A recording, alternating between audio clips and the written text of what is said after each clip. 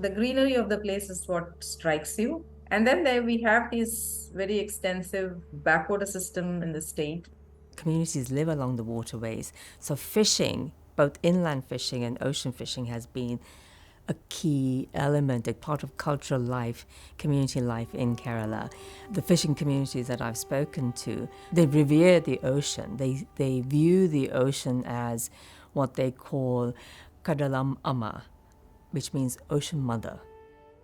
We now know that what was once available is no longer available. Fish that was at one time available in abundance is no longer available, and the only possible reason for that could be the natural conditions in which the fish was growing. That has changed. So that is probably climate change, an impact of climate change that we're seeing, resulting in loss of biodiversity. There is also increased competition because there are more fishermen today. It's not just a traditional fisherman, because it's also an industry now, in the sense that if I want to invest in a trawler, I can, even though I'm not a fisherman, and I can hire people to go fishing. So there is this competition between sectors in the fisheries. So the challenges are multifarious, both if you look at from the development angle as well as from the natural resources and biodiversity angle. So these are broadly the challenges, if you can call. They cannot fulfill their family's needs. And this is what we like to help. This is what we like to support them whatever way we could.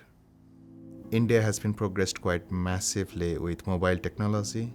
During the scoping of this project, we come to an answer. Any technological solution we give has to be through one of those mobile technologies. They all have smartphones, they all have access to data. And so it seemed a natural fit to develop an Android mobile phone app. So the app which we developed is an assistive tool. It doesn't solve the problem. It provides more insight and help them in their way of life. So the way I look at the app was not supposed to be solving the entire problem itself.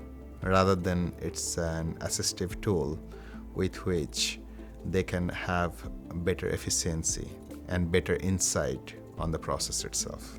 First, what we have done is we collected data. We have an agency which collects data over a period of time. So what we initially did was to get data from this institute and then have analyzed to see what's happening in the fishery. So all these were taken into account. So that was also there. One of our core things was that to make this technology to be adaptable, it has to be help them and also help us also. The app in fact collects data regarding the quantity of catch. So just gets a picture of it and a picture of water, and this will be sent to our servers, and then we analyze it for the biophysical parameters, so that the fishermen will get an idea where to catch, then where to go, and what could be the possible catch. In that way, in fact, it is a two-way process. The second element that the fishers are using the app for is that there's a group chat function on the app. The fishers are clustered into small groups of 5 or 6 fishing teams. So one of those teams will go out in search of a shoal of fish. If they find a good shoal of fish, they can use the group chat function to message just the other members of that group to say, this is the GPS location, come here. So it doesn't go out to all the fishermen in that area, so there's no competition then. So it optimizes the journey for the other fishers to that GPS location in terms of time and in terms of fuel consumption.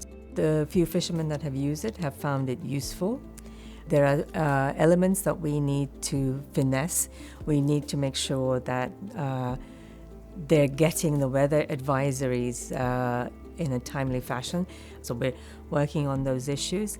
I think the key hope that we have with the app is that it will stabilize incomes for the fishing community in terms of saving them costs, in terms of fuel and time, and also getting the best price for their fish.